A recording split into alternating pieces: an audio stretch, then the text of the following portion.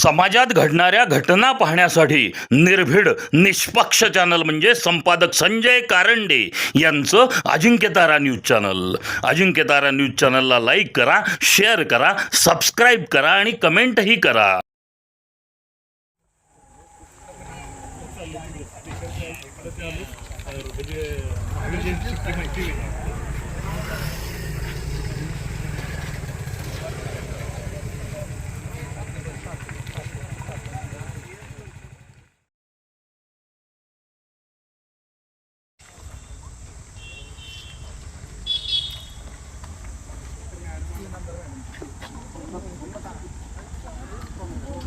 बोला बोला बोला बोला बोला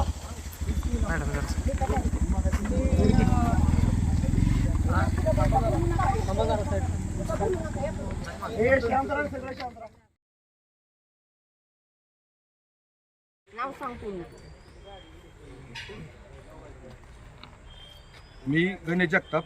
माझ्या मावशीच्या मुलाचं काल रात्री 12:30 वाजता इथं निधन झालेलं. बॉडी पीएमसाठी इथे घेऊन आलेले होते. आम्ही सकाळी 9:30 वाजता बॉडी घेण्यासाठी इथे आलेलो. आमच्या आधी एक बॉडी घेऊन गेलेले होते. ज्यावेळेस आम्ही बॉडी इथे बघण्यासाठी आलो, ज्यावेळेस आम्ही त्यांना सांगितलं की आम्हाला बॉडीचं तोंड दाखवा, तर ते बोलले आम्ही नातेवाईकांना बॉडीचं तोंड दाखवत नाही. बरं ठीक आहे, त्यांनी आम्हाला नाही दाखवलं ना, तर त्यांनी मुलाच्या वडिलांना तरी दाखवायचं होतं. तिथल्या माणसांनी मुलांच्या वडिलांना सुद्धा तोंड दाखवलं नाही. ते डायरेक्ट त्यांनी बॉडी ॲम्ब्युलन्समध्ये टाकली आणि ती बॉडी घेऊन गेली. ज्यावेळेस आम्ही बॉडी वायमध्ये घेऊन गेलो, आमच्या घराच्या इथे बॉडी काढली, त्यावेळेस ती बॉडी 52 वर्षाच्या म्हाताऱ्याची बॉडी होती. माझा जो भाऊ होता तो 25 वर्षाचा होता आणि आमची बॉडी आरळ्याला घेऊन गेलेले होते आणि त्यांनी बॉडी न बघता त्या बॉडीचा अंत्यविधी केला. आणि आता इथे जे सगळे जे सिव्हिलमधले जे आहेत ते सगळे आम्हाला उलट सुलट उत्तरं देतात, काही सांगतात आणि हलगर्जीपणा करतात. इथल्या ज्या त्या इनामदार मॅडम आहेत त्या सुद्धा आता सगळं खोटं बोलायला लागलेले आहेत. त्यांनी मागाशी सुद्धा सगळं खोटं बोलले आणि आता पोलिसांच्या इथं समोर आल्यानंतर ते भलतंच काहीतरी सांगायला लागलेले आहेत. आणि बॉडीवरती सुद्धा त्यांनी आतमध्ये लेबल, इकडे एकाच बॉडीला लेबल लावलेलं होतं, दुसऱ्या बॉडीला लेबल का नव्हतं लेबल लावलेलं. त्यांचं काम आहे त्या बॉडीचा मृत व्यक्तीच्या कोणत्याही मृत व्यक्तीसोबत कोणीही जो माणूस असेल त्याला बॉडीचं तोंड दाखवण्याचं काम त्यांचं आहे. त्यांनी ते काम पूर्ण केलेलं नाही. ह्याचं आम्हाला उत्तर द्या की त्यांनी बॉडीचं का तोंड दाखवलं नाही. आणि जे तिथं 2 माणसं होती ती आता इथं नाहीयेत. दोघांना सुद्धा कुठंतरी गायब केलेलं आहे. त्या दोघांना इथे पोलिसांनी घेऊन यावं एवढीच आमची विनंती आहे. आणि ती बॉडी दुसरी घेऊन गेलेलो आम्ही, ती आम्ही आमच्या सहखर्चाने इथं परत त्यांच्या ताब्यात आणून दिलेली आहे. ती जो इथं जी पीएमला कोण माणसं होती त्या माणसांना इथे त्यांनी घेऊन यावं आमच्या समोर, एवढीच आमची विनंती आहे. आणि मागच्या महिन्यात सुद्धा असाच या सिव्हिलमध्ये काम झालेलं असून सुद्धा इथे कोणीही कसलीही कारवाई केलेली नाही. त्याच्यामुळे इथल्या माणसांवरती कठोर कारवाई व्हावी हीच आमची विनंती. फक्त जी तिथं 2 माणसं होती पीएम करायला त्या दोघांना इथं घेऊन यावा एवढीच आमची पोलिसांना विनंती आहे. मृत व्यक्तीच्या आई बापांना इथली माणसं तोंड दाखवत नाही, आतल्यात सगळा काळा कारभार करतात. ती मगाशी मॅडम त्यांच्यावर अजून एक मॅडम होत्या त्या इथे येऊन ती मगाशी बोलतात बोलल्या आणि आता इथे येऊन सगळ्यांसमोर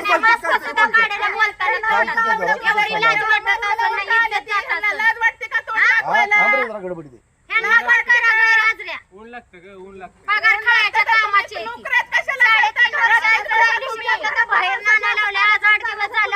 त्यांच्या घरामध्ये एसी नाही म्हणून इथे दिवसभर एसीच्या रूम मध्ये बसलेली असतात. ज्या जनतेच्या ज्या पेशंटच्या जीवावर तुम्ही पगारी घेता ना त्यांना तुम्ही कुत्र्याची किंमत देता. तुम्ही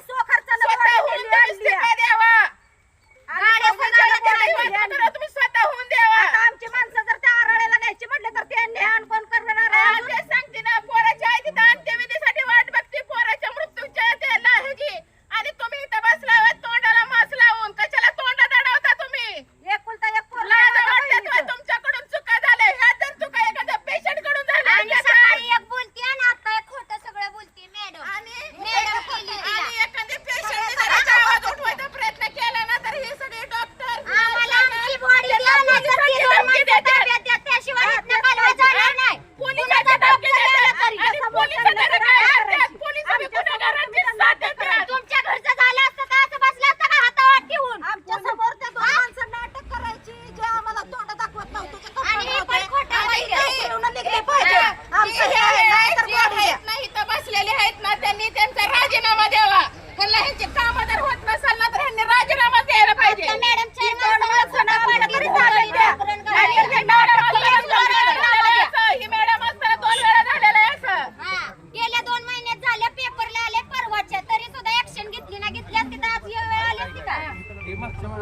लपवून चाललं का? लपून नाही सिव्हिलवाल्यांचा काय करायचं? आमची ती माणसं दोन निलंबित झाली पाहिजे. एक मिनिट तरच त्या गोष्टीची आम्ही हे करू शकतो. बरं एक नाहीतर नाही करणार. मिनिट तुम्हाला सांगतो. एक मिनिट पोलीस काका तिथं बसलाय ठीक आहे. इथं आपण सिव्हिलच्या मागं कोपऱ्यात आहे. झाड दुन्याला माहित नाही इथं चाललं.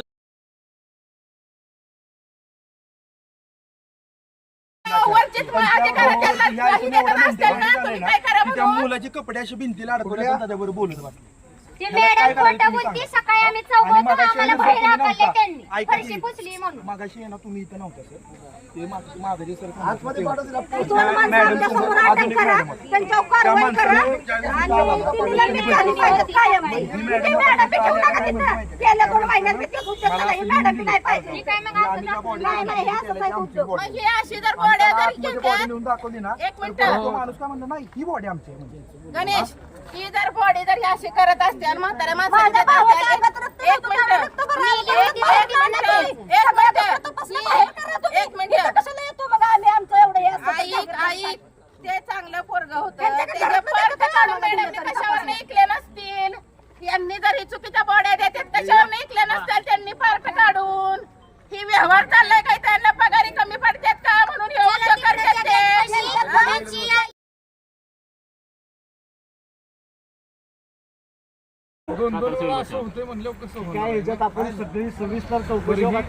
सिव्हिल सर्जन हटावून गरिबांचा जीव बचाव म्हणून 3 दिवसात नियोजन केलं आपण. अंदाज घेऊन करतात का गरीबाची पोरं बघायची नक्की ही त्याला दिलं का अजून कुठं काय केलं काय केलं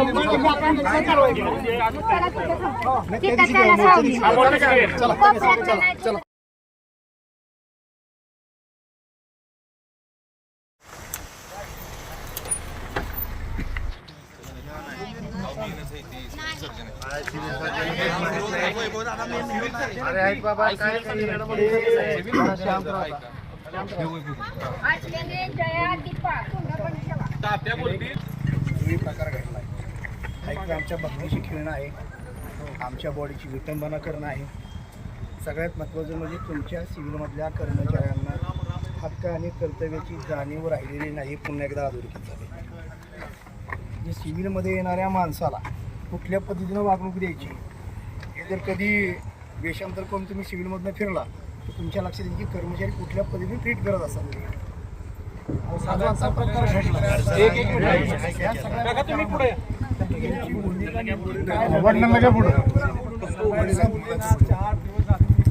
मुलांचे वडील आहेत, 3 तासांनी तिकडे फिरकत नाही. मुलांचे वडील आहेत. फिरकत एकतर नाही. body दुसऱ्याला दिली. माझं पोरगं मला पाहिजे. मला बॉडी दिल्यानंतर त्या बॉडीची विल्हेवाट सुद्धा लावलेली आहे. जी एवढा हलगर्जीपणा केला आहे त्या लोकांवरती तुम्ही नेमकी कारवाई काय करणार आहे आम्हाला, आणि नुसते आम्हाला तोंडी लोक आम्हाला लेखी सांगा तुम्ही काय कारवाई करणार आहे. नाही त्याच्या बेस्ट अँड बेटर आमची बॉडी आमच्या ताब्यात द्या. अजून 8 दिवस लागू द्या, हरकत नाही.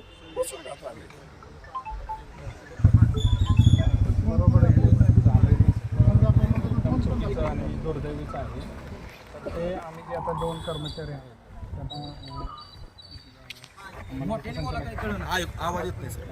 त्यांना संचालकांचाही मला फोन आला होता. त्यांनी पण चौकशी करतायत. आज आम्ही ते सगळे जबाबदारी करून आजच त्यांचा कारवाईचा प्रस्ताव वर पाठवत आहे उपसंचालक. तुम्ही प्रस्ताव पाठवा, कधी पाठवायचं मला पाठवा. आम्हाला आता तुम्ही लेखी काय देणार आहे? कारवाई करतो कारवाई ना तुम्ही तडकाफडकी देणार. आत्ता निर्णय पाहिजे. आता निलंबनाची कारवाई त्यांच्यावर निलंबितच करा. तो अधिकार तुमच्याकडे आहे. तो अधिकार तुमच्याकडे आहे. तडकाफडकी निलंबनाची कारवाई करायची. त्या दोघांना पोलिसांनी ताब्यात घ्यायचं. त्याच्यानंतर पुढची प्रोसेस सुरू होईल. शेवटी आमचं माणूस असं बी गेलं आणि तसं बी गेलं. कारवाई चुकीची असेल तर ती कोर्टात जातील तुमच्या विरोधामध्ये. पण तुम्ही कारवाई करा ना. करतो ना. तुम्ही निलंबनाची कारवाई केली, आम्ही कुटुंबियांना समजून सांगू. आत्ता पाहिजे आणि दुसरा संचालकांची मान्यता घ्यायला लागते त्याला आणि करून तो. मग उपसंचालकाची मान्यता घ्या, किती वेळ लागतो त्याला घ्या, आणि कारवाई करा. तोपर्यंत आम्ही थांबतो इथं. तुमच्यावर कोण आहे त्यांना पण बोलू द्या. त्याशिवाय जाणार नाही आम्ही इथून. एक मिनिट दादा, सर बोलतात. ते उपसंचालक पुण्याला असते त्यांचे. इथले ह्या सिव्हिलचे सातारा सिव्हिलचे ऐका ना, बॉस आहेत ते हे डॉक्टर साहेब आहेत, डॉक्टर करपे साहेब.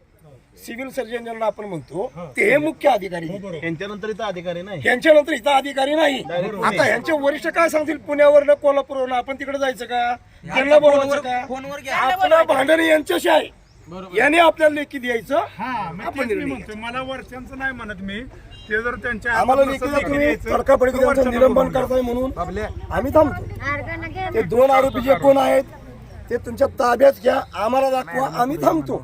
तिसरी गोष्ट हे ऐका, तिसरी गोष्ट तुमच्या 2 गाड्या द्यायच्या, आता ॲम्ब्युलन्स द्यायच्या का पोलिसांच्या गाड्या द्यायच्या, प्रायव्हेट गाड्या द्या की, कशाला प्रायव्हेट गाड्या द्यायच्या. त्या गाड्या तुम्ही द्यायच्या. त्या मुलांचे नातेवाईक सगळे तिकडे काय ती व्यवस्था केली जाते, त्यांना सांगितलं ट्रॅव्हल्स पाठवून द्यावी आई वडील आणायला त्यांना अंत्यविधीला. पाहिजे, अन्यथा तिथं काय झालं कारवाई माना, आमची माणसं गेली तिथे. ते बघतो, ते माहिती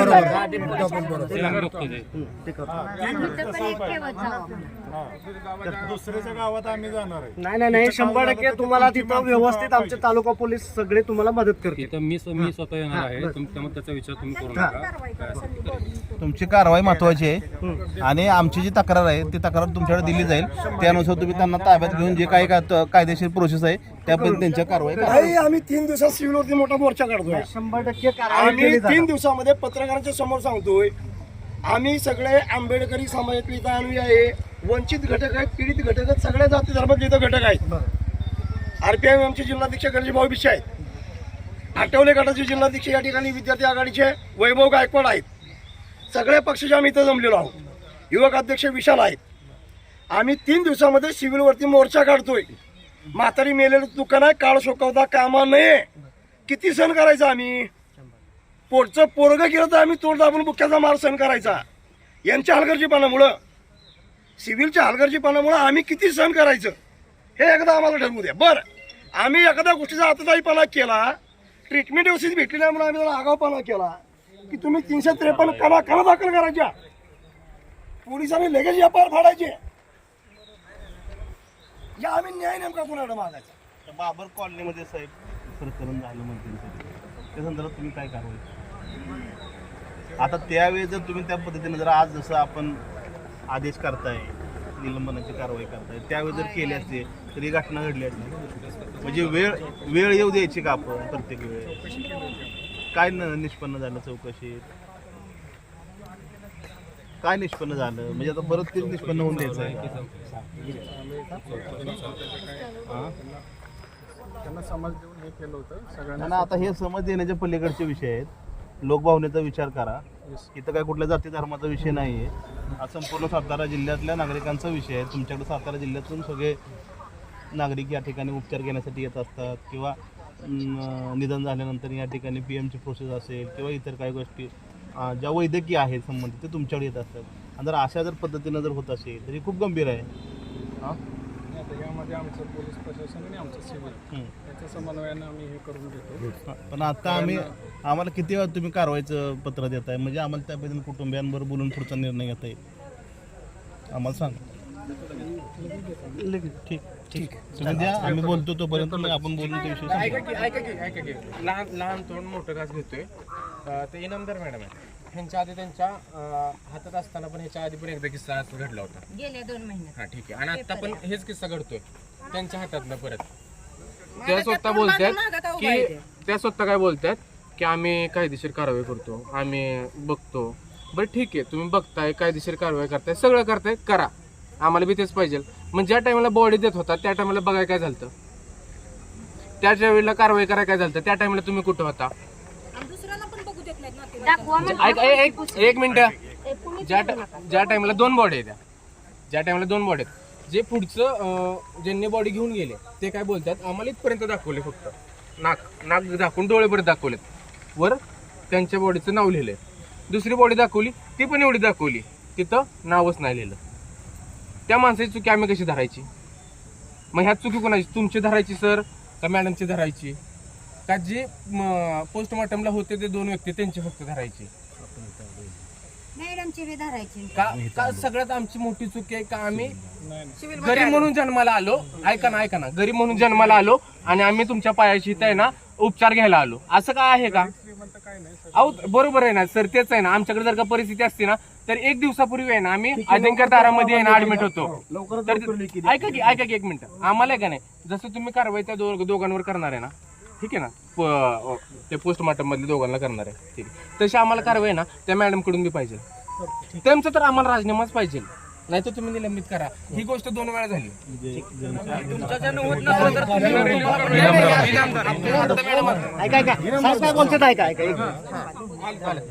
सरांच्या म्हणण्यावर वरून मी इथं आलेले आहे. माझ्या हातात काही अधिकार नाहीये, सरांकडे पूर्ण अधिकार आहे.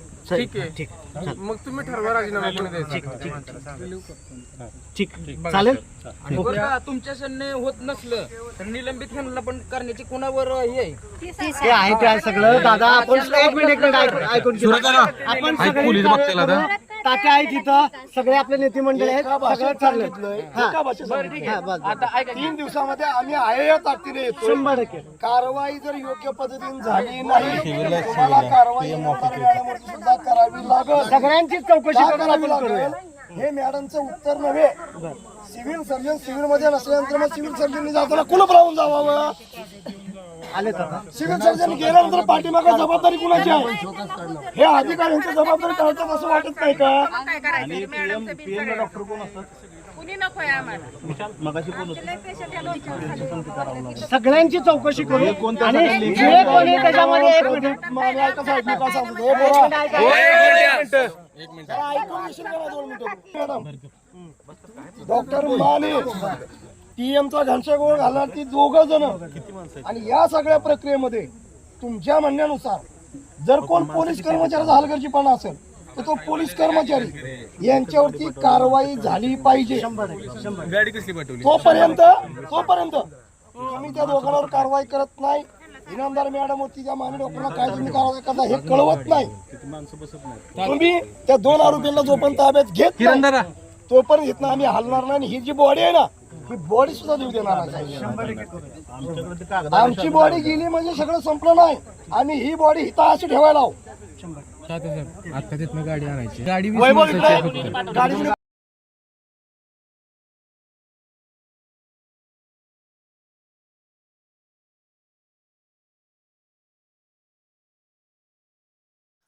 समाजात घडणाऱ्या घटना पाहण्यासाठी निर्भीड निष्पक्ष चॅनल म्हणजे संपादक संजय कारंडे यांचं अजिंक्य तारा न्यूज चॅनल.